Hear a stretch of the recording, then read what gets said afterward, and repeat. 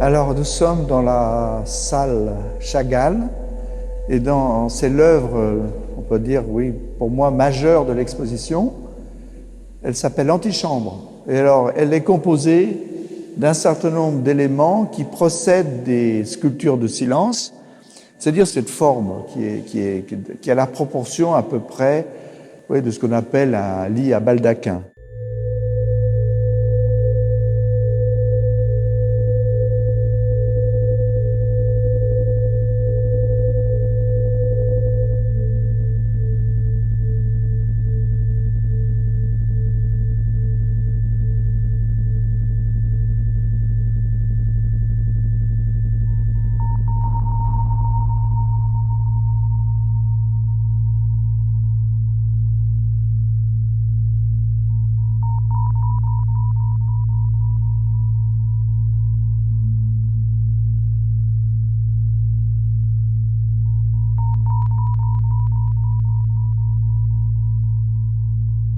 À l'intérieur de l'œuvre, il y a six colonnes de sonogrammes qui sont suspendues et qui sont mis en tension dans l'espace par des lestes qui sont sur la partie inférieure de l'œuvre.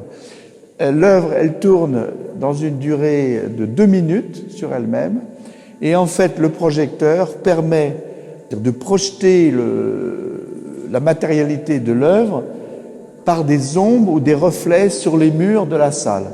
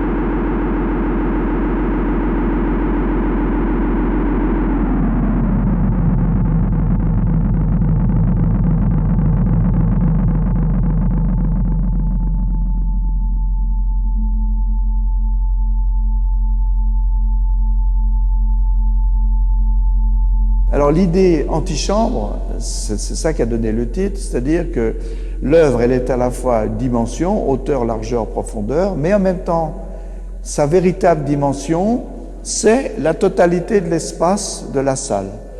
Un petit peu comme nous, en déambulant autour, nous étions dans l'antichambre de l'œuvre.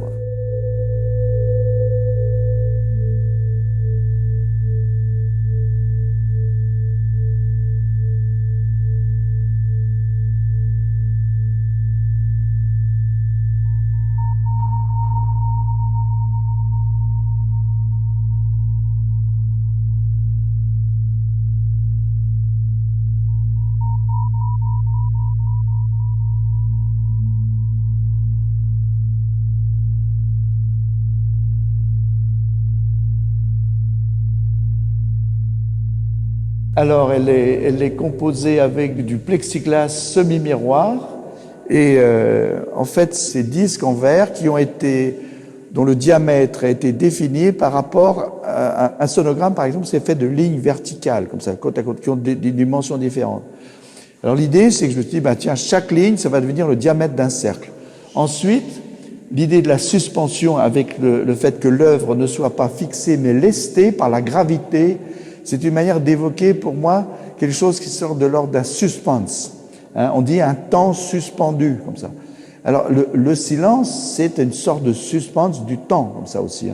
Alors c'est pour ça que je tenais beaucoup à ce que cette œuvre soit, vous savez, un petit peu comme un instrument de musique où toutes les lignes, toutes les cordes sont des choses qui sont mises en tension. Et l'œuvre, en fait, elle est à la fois un mouvement et en même temps, comment dire, soumis à la gravité.